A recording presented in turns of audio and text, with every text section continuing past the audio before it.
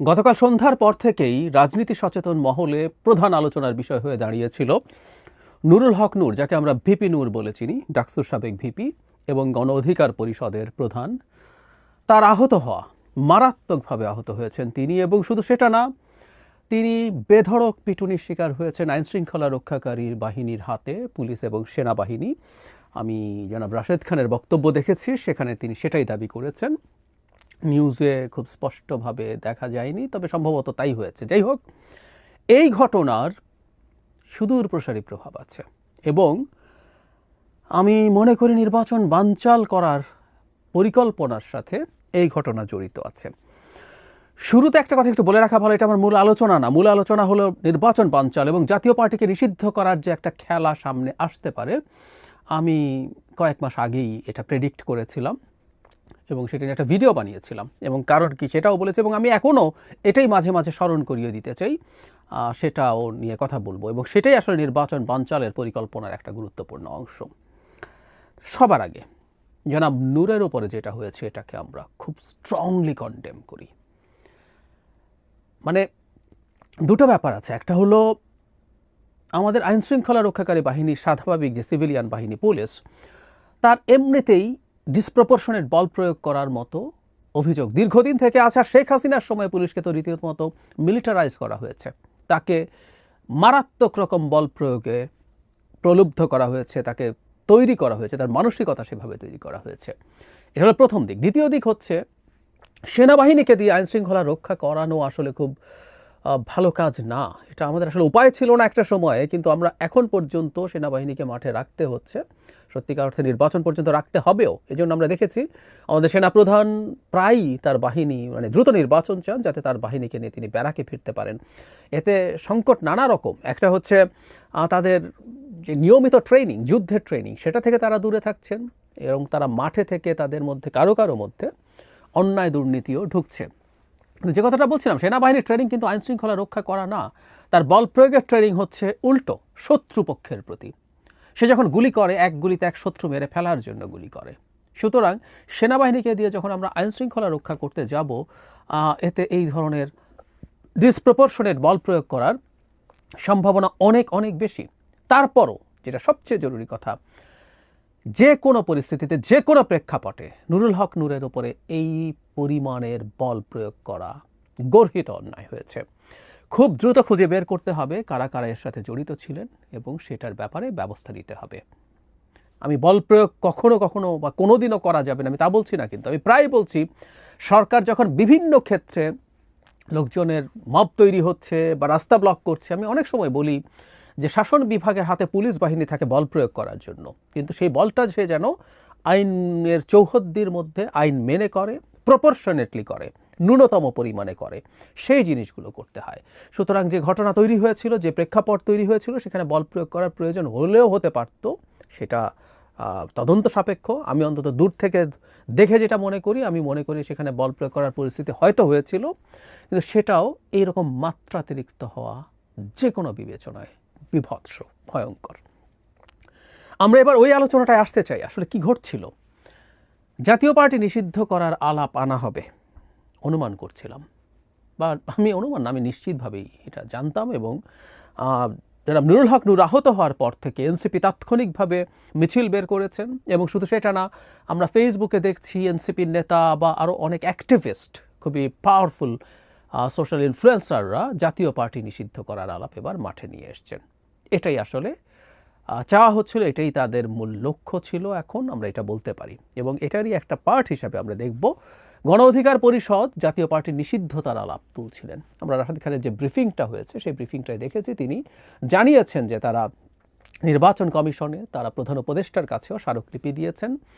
গতকাল তারা যে কাজটা করছিলেন, এই কাজটাকে আমি আসলে সমর্থন করি না। আমি নূরের এই মারাত্মক আহত হওয়ার মুখে দাঁড়িয়ে এই কথাগুলো হয়তো অনেকের কাছে খুব ভালো লাগবে না, কিন্তু আমি বলতে চাই, কারণ কথাগুলো বলে রাখা জরুরি। জাতীয় পার্টি নিষিদ্ধ করার দায় দায়িত্ব সরকারের।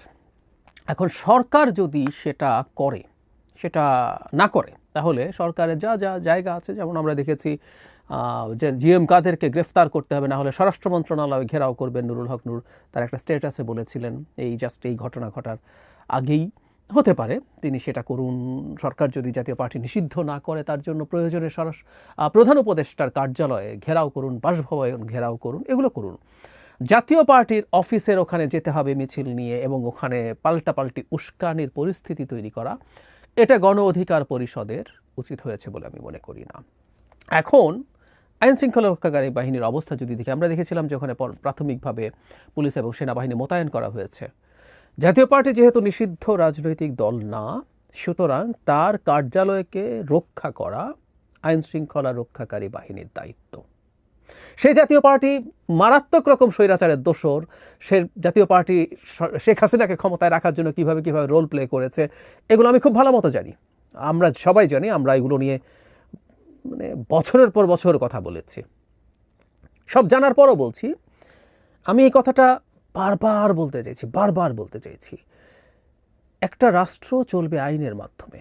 জাতীয় পার্টি যেদিন নিষিদ্ধ হবে সেদিন জাতীয় পার্টির কার্যালয় বন্ধ হবে। তখনও সেই কার্যালয়ে কেউ ঢুকার চেষ্টা বা সেখানে ভাঙচুর বা অগ্নিসংযোগের চেষ্টা করবে না। সেই কার্যালয়ের ভবিষ্যৎ কি হবে, কপালে কি থাকবে, সেটা সরকার বা আদালত ঠিক করবে, সেটার ভিত্তিতেই হবে।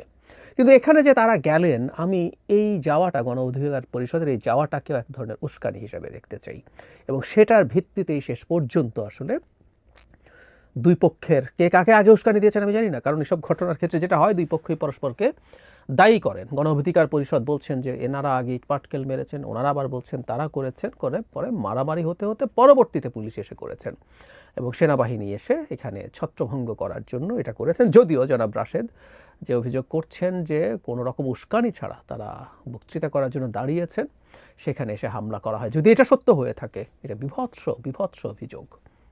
আবারও বলছি, জনাব রাশেদ বলেছেন বলেই এটা শতভাগ সঠিক আমরা এভাবে দেখবো না, কিন্তু তদন্ত হতে হবে এবং জেনুইন একটা তদন্ত হওয়া জরুরি। আইএসপি এর একটা স্টেটমেন্ট দিয়েছে, সেরকম না, সরকারের এটা খুব সিরিয়াসলি দেখা দরকার।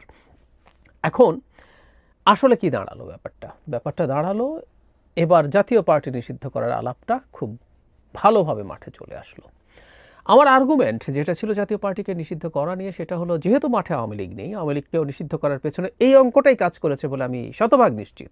আমি বলছি না আওয়ামী লীগের প্রতি ক্ষোভ ঘৃণা এসব দলের নেই, কিন্তু মূল অঙ্ক ছিল আওয়ামী লীগকে মাঠ থেকে সরিয়ে দিতে হবে। কারণ আওয়ামী লীগ একা এখনও যে পরিমাণ ভোটের পার্সেন্টেজ আছে, আমি এইভাবে যদি বলি পার্সেন্টেজ সিটের ক্ষেত্রে যদি হিসাব করব পরে, অ্যারাউন্ড 20% ভোট আওয়ামী লীগের আছে।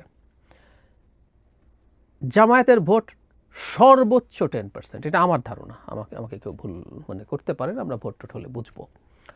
ফলে জামাতের তুলনায় এখনও দ্বিগুণ পপুলার ভোট আছে। সিটের জেতার ক্ষেত্রে জামাতের চাইতে আওয়ামী লীগ বেশি জিতবে, কারণ আওয়ামী লীগের কতগুলো পকেট আছে। জামায়াত অনেক সিটে 20, 30, 40, 50 হাজার ভোট পাবে, এভাবে তার 10% হবে, কিন্তু ওটা ভোটের সিট জেতার ক্ষেত্রে না। ফলে জামাত যে পরিমাণ সিট জিততে পারে, আওয়ামী লীগ 3 গুণ পরিমাণ সিট জিততে পারে। জামাত যদি 15টা জিতে, আওয়ামী লীগ 40-45টাও জিততে পারে, দ্বিগুণ তো জিতবেই। ফলে জামায়াত ইসলামী যদি নির্বাচনে না যায়, আওয়ামী লীগ যদি নির্বাচনে যেত, তাহলে নির্বাচনটা আনকনটেস্টেড হয়েছে এটা বলা যেত না। আচ্ছা, এখন কি হতো?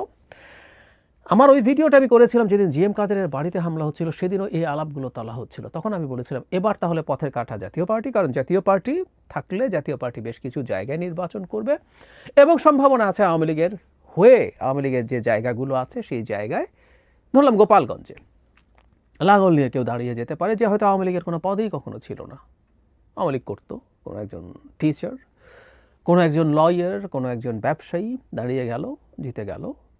সুতরাং জামায়াত এনসিপি যদি নির্বাচনে নাও আসে, জাতীয় পার্টি যদি নির্বাচনে আসে, সেটাও একটা মোটামুটি অ্যাকসেপ্টেবল ইলেকশনের পরিস্থিতি তৈরি করতে পারে। সেটা থেকেই প্রেডিক্ট করছিলাম এই দুই পার্টি, বিশেষ করে জামায়াত এবং এনসিপি, জাতীয় পার্টি নিষিদ্ধের জন্য নামবে। এবং হঠাৎ করে এখানে আবার গণ অধিকার পরিষদ কেন ঢুকে গেল সেটা আমার কাছে খুব স্পষ্ট না, কিন্তু ঘটনার প্রেক্ষাপটে দাঁড়িয়ে ওই দুই দলও একই আলাপ শুরু করেছে। জাতীয় পার্টিকে যদি সরিয়ে ফেলা যায়, তাহলে এই নির্বাচন হবে কিনা আদৌ, এটা জামায়াত এবং এনসিপির হাতে চলে যায়। কারণ সেই দুই দল যদি, সাথে ইসলামী আন্দোলনও আছে, এই 3 দল মিলে যদি বলে আমরা নির্বাচনে যাচ্ছি না, তাহলে মাঠে থাকে বিএনপি, তার সাথে অ্যালাইন্ড দলগুলো, গণতন্ত্র মঞ্চ, 12 দলীয় জোট, এরকম আরও কিছু জোট, যারা সম্পূর্ণ বিএনপির সাথে থাকা। এখন এদেরকে কাউকে বাইরে দিয়ে, ঠিক আছে তোমরা ইন্ডিপেন্ডেন্ট ইলেকশন করো, এরা কেউ একটা সিটেও জিতবে না। ফলে জামায়াত এবং এনসিপি যা চাইবে তাই তারা পেতে পারে পরিস্থিতি তৈরি করার জন্যই তারা জাতীয় পার্টির নিষিদ্ধতা চাইছে। এখন জাতীয় পার্টি নিষিদ্ধ হওয়া বিএনপির পয়েন্ট অফ ভিউ থেকে কেমন দাঁড়ায় আমরা নিশ্চয়ই বুঝতে পারছি, বা সরকারের দিক থেকে কেমন দাঁড়ায় আমরা সেটাও বুঝতে পারছি। সব কিছু মিলিয়ে বিদ্যমান প্রেক্ষাপটটা জটিল করে তোলা হচ্ছে। এবং জাতীয় পার্টি যদি নিষিদ্ধ হয়ে যায়, এবং বিশেষ করে নুরুল হক নূরের, যদিও জাতীয় পার্টির হাতে হামলার শিকার হননি, তিনি হামলার শিকার হয়েছেন আইনশৃঙ্খলা রক্ষাকারী বাহিনীর হাতে, তারপরও যেহেতু ঘটনাটা জাতীয় পার্টিকে নিয়ে হয়েছে, সবার ক্ষোভ এখন জাতীয় পার্টির ওপরে। ইনফ্যাক্ট এটা করা হবে কারণ এটাই উদ্দেশ্য ছিল, এটাই সিদ্ধান্ত ছিল। সেই সিদ্ধান্তটা কার্যকর করার জন্য সবাই মাঠে নামবেন, প্রচুর শোরগোল হবে। এবং যারা নির্বাচন পিছিয়ে দিতে চায়, নির্বাচন না হওয়াটা চায়, আমরা খেয়াল করব নির্বাচনের যে রোড ম্যাপ হয়েছে এটা নিয়ে আলাদা কথার হয়তো জায়গা আছে। জামায়াতে ইসলামীর নায়েবে আমির খুব স্পষ্টভাবে বলেছেন এই রোড ম্যাপ নাকি নির্বাচন বানচাল করার জন্য হয়েছে, নির্বাচনের রোড ম্যাপ না, এটা বানচাল করার জন্য হয়েছে। সুতরাং নির্বাচনটাকে বেশ খানিকটা পিছিয়ে দেওয়ার জন্য তারা যদি নিজেদেরকে অ্যাবস্টেইন করে সেই পরিস্থিতি তৈরি হচ্ছে। সুতরাং নির্বাচন বানচালের চেষ্টা হিসাবে আমরা পাঠ করব। এই ঝুঁকি সামনে আসছে। আমাদের যারা অন্তত মনে করি দেশটার এই অনিশ্চয়তার পথে যাওয়া থেকে ঠেকানো দরকার, তাহলে তাদের আসলে কি করা উচিত? আমার মনে হয় আমরা বুঝতে পারছি যে এই ধরনের কোনো চেষ্টার বিরুদ্ধে, এই ধরনের চেষ্টা মানে হচ্ছে এই কেওট তৈরি করার কোনো না কোনো চেষ্টার বিরুদ্ধে আমাদের শক্তভাবে দাঁড়ানো দরকার।